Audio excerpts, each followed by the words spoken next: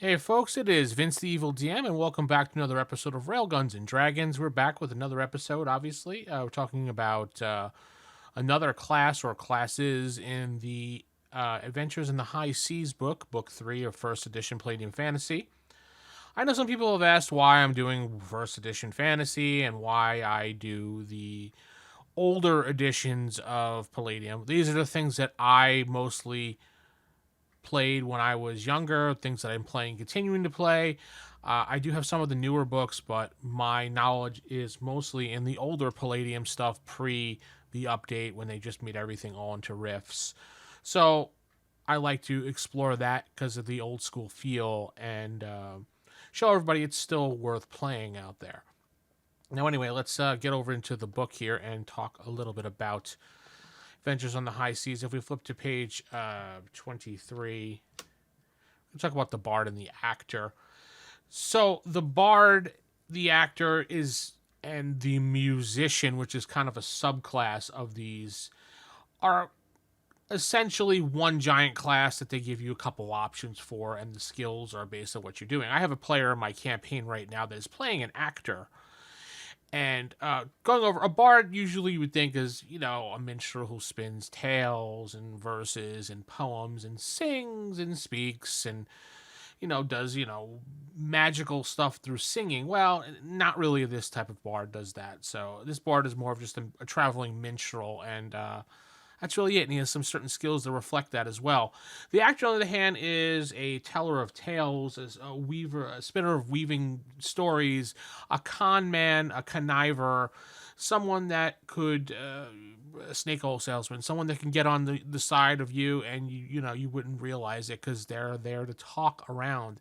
They're not physical people. Neither of these things are physical classes, so to speak.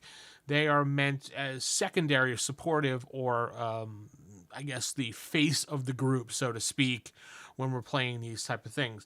An actor, a bard, or a minstrel can wear any type of armor, but they're not really trained in it, so it'd be annoying to move around. So they get the standard negatives when it comes to wearing heavy armor, which is half for prowl, half for reduced speed and 3/4 by prowl. Gives you -2 to strike, parry, and dodge. So they're mostly going to be wearing the light armors of cloth, quilt, padded, and did I say padded? Yeah, padded, and all leathers.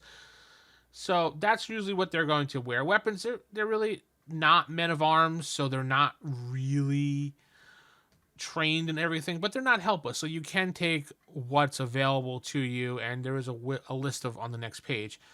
And your electives, you'll find are a little bit different, and we'll go over it. Alignments are pretty much any. There's no real restriction on alignments because the actor is pretty much a con man, so most con men are somewhat devious in the way they act. So, and you do have what I do like about these books, this book is specifically the third one here, is that they do give you some standard initial equipment, which a lot of the classes, when you look in the first book, kind of left those basic things out. I don't know why, but it's just easier on the GM if you just have it right there. So to be one of the following, a bard, actor, or a minstrel, so to speak, you need an IQ of 9 at least and an MA, a mental affinity of 12. Right off the bat, you do get reading and writing of plus 24% of whatever chosen. Public speaking, you get plus 25%. Disguise, makeup, plus 20%. And 2 additional languages of your choosing of plus 15%. Because remember, you are considered basically the face. This is what I always assume to be a face-like class. And when I say face, the person that always speaks for the group, the person that gets the group out of trouble without actually using physical violence or intimidation. I mean, they probably could use intimidation, but it really just depends. You get to choose 6 elective skills at level 1, 2 at level 3, and then 2 at level 8, and then 2 at level 12. Choose, for secondary skills, 12 at level 1, 4 at level 4, and 4 at level 12. So it kind of leaves you at a level 12, that's the end. Of course, the GM can let you do much more there as you level up, giving 2 or 4, or whatever you really feel as the character levels up.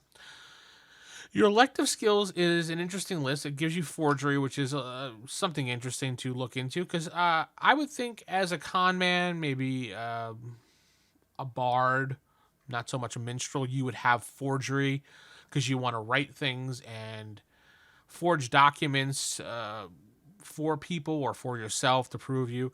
You do get hit hand-to-hand combat, non-men of arms, of course, horsemanship, identify plant and fruits, medical, palming, which is kind of a form of hiding things on yourself or hiding things on other people.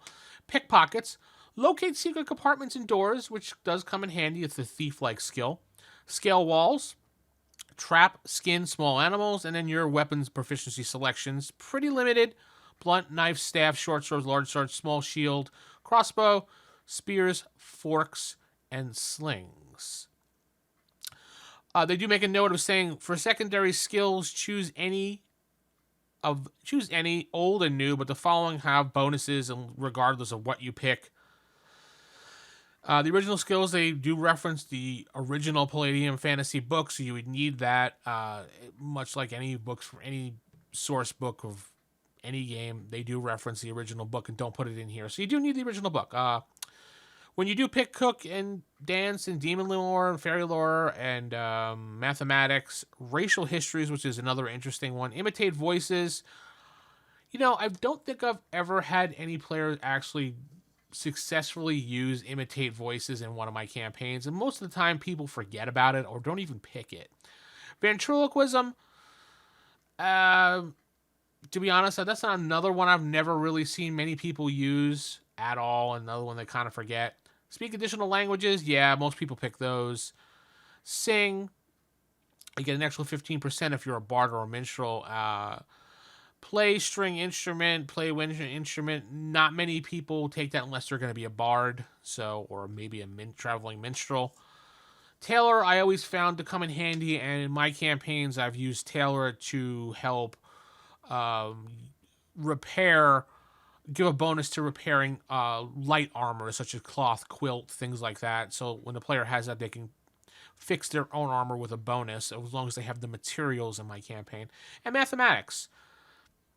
Mathematics is one of those skills that I don't really think apply too much to a fantasy game, but it is there just in case. New secondary skills are available. Miming, or just mime. Play a percussionary instrument, sign language, and writing poetry or prose poetry, excuse me. As far as the levels are concerned, you start 1921 experience starts at level 2, and it does cap at 15, but obviously you can continue going further than that if you just follow the pattern that is listed here under the guide. So essentially, again, books are mostly just guidelines, and it doesn't really, as far as I'm concerned, all books are just guidelines, and you are the GM of your own campaign, and you can do whatever you want when it comes to your campaign. I know some people like to stick to the books and stick to the rules, and that's fine. But when it comes to running a game, you run it your way, whichever way you feel comfortable running the game. So tell me what you think about these two classes, and leave a comment below. Don't forget to like the video, share the video, and we're getting closer to a Palladium open house, so hopefully some people will be going. I'll be more than happy to meet up with people there and have a chat. I'll be there, obviously. Be there for the first couple. I think I'm going to be there a day before it. Coming a little early, get settled in, or the night before at least. Get settled in and see where everything is, because I'm a little unsure how this whole process works, because first open house I'm going to. Hopefully they'll give us some more information. With that said, I'm going to head out. Keep it original. Keep it old school. Good night, everybody.